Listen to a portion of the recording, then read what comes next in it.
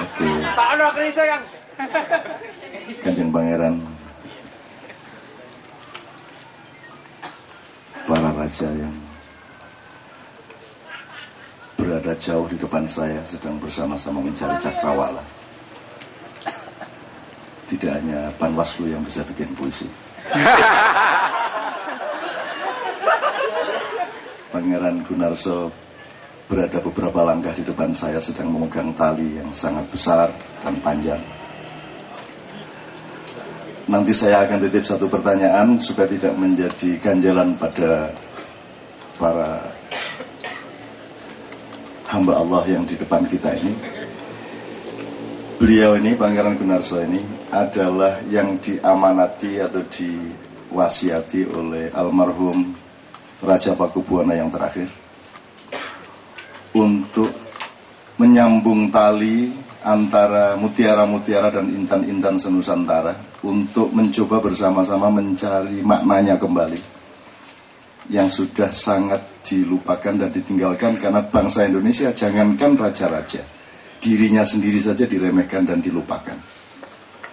Nah, jadi saya ingin beliau nanti agak sedikit menjelaskan mengenai sedikit proses penyambungan tali itu. Nomor 2, di manakah letak Hamengkubuwono ke-10 dalam soal itu?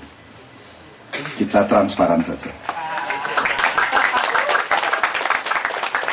Oke, saya minta diingatkan oleh Iwan untuk beberapa poin. Saya ingin ngambil ilmunya ya, teman-teman sekalian. Saya pertama, karena selalu disebut menegakkan cinta menuju Indonesia mulia. Jadi pertama harus pakai ilmu Jawa, nyun sewu Kanjeng. Jadi kalau dalam Jawa, kalau dalam kebudayaan batin Jawa itu ada 3 tingkat yang akan dicapai oleh setiap pengabdi kehidupan. Yang pertama adalah kasekten atau kesaktian. Di atas kasekten itu ada yang namanya kamukten. Itu kalau dalam bahasa Arab itu tingkat mutakin. Kalau kasekten itu ya kuat saja, dia kuat, hebat, jaya gitu ya. Tapi kalau di atasnya ada mutakin, dia tidak hanya kuat tapi dia bertakwa. Yang nomor 3 yang paling atas adalah kamulyan, yang di sini disebut menuju Indonesia mulia. Seluruh yang bisa dicapai oleh demokrasi itu hanya tingkat pertama, yaitu kasekten. Kesaktian itu bisa karena dia terpilih untuk menjadi penguasa, bisa karena dia kaya raya sehingga bisa beli mobil 8 dalam waktu 1 bulan, bisa karena dia menguasai akses bermacam-macam sehingga menjadi broker.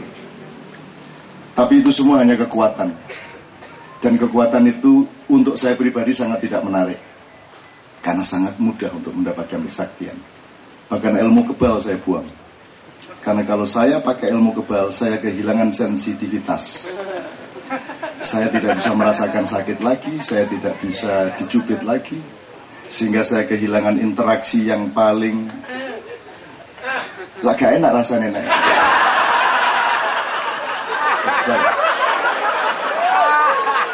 Anda kebal gak metu-metu lah Anda. Ngapunten. Saya berada di antara orang-orang mulia dengan orang-orang hina.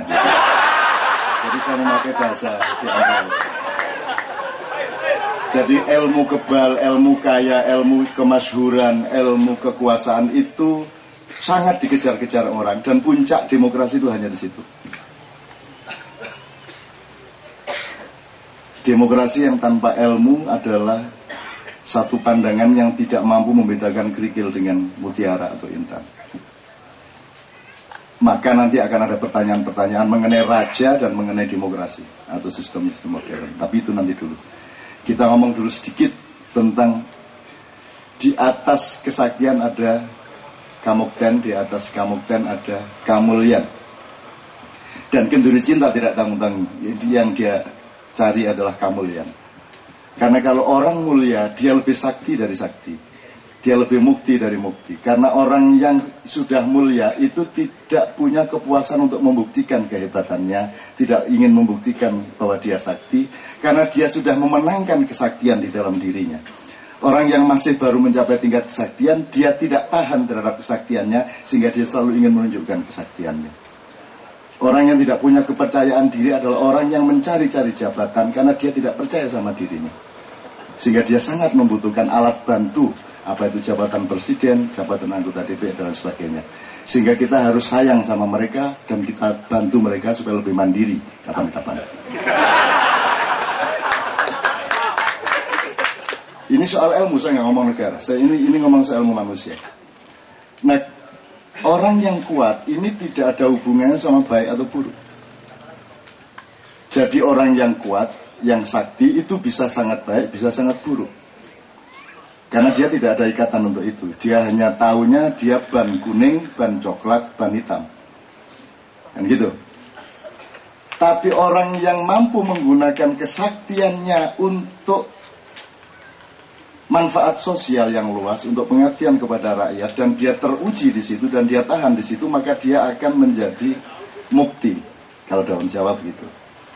Jadi mukti adalah ketika seseorang lulus menggunakan kekuatannya, kekayaannya, jabatannya, kemasyhurannya dan sebagainya untuk manfaat-manfaat yang lebih luas. Apa dia raja, apa dia presiden, terserah. Tapi kekuatannya itu, kesaktiannya itu digunakan untuk manfaat kerakyatan. Maka dia akan mendapat kamukten. Dengan saya mungkin, pangeran. Kamukten itu juga bisa menjadi bahaya bagi diri seseorang karena ada bermacam-macam kesombongan yang muncul dalam diri manusia. Kalau orang lemah, begitu dia berlatih jadi kuat, dia diiringi oleh kesombongan. Jadi kesombongan itu milik orang kuat satu, kecuali yang bisa menghilangkan kesombongannya. Nomor 2, milik orang pintar. Begitu pintar kita sertaannya adalah sombong. Nomor 3, orang kaya. Begitu kita kaya, kita juga bisa disertai sombong. Nomor 4, orang berkuasa juga bisa sombong. Dan yang paling tidak pernah disangka oleh umat manusia adalah bahwa orang alim itu justru potensi sombongnya sangat tinggi. Begitu dia sudah pakai serban, begitu dia sudah pakai sajadah, begitu dia sholatnya paling raja,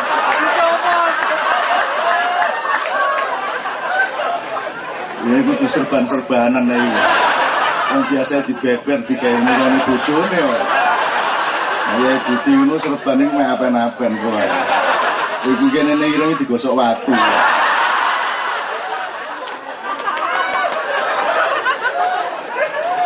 Oke, ya nanti kita selawatan bareng-bareng dengan Sulis dengan teman-teman dari Kudus ya. Dari Semarang. Oke, supaya tidak terlalu berkepanjangan, saya ingin poin ini, setelah itu ada beberapa poin lagi. Jadi orang yang lulus menggunakan kekuatannya untuk manfaat sosial, ya, khairun nasi anfa'uhum linnas kalau dalam Islam, dia akan mendapatkan kamukten. Tapi kamukten itu juga bisa membuat kita sombong. Rasa mempahlawankan dirinya, rumongso bisa, rumongso ampuh, mengklaim apa yang sebenarnya bukan jasanya sebagai jasanya, dan kehilangan disiplin terhadap proporsi atau presisi makom. Maksudnya gini, kalau Anda orang NU, Anda orang Muhammadiyah, Anda orang Ahmadiyah, itu tapi kalau Anda sholat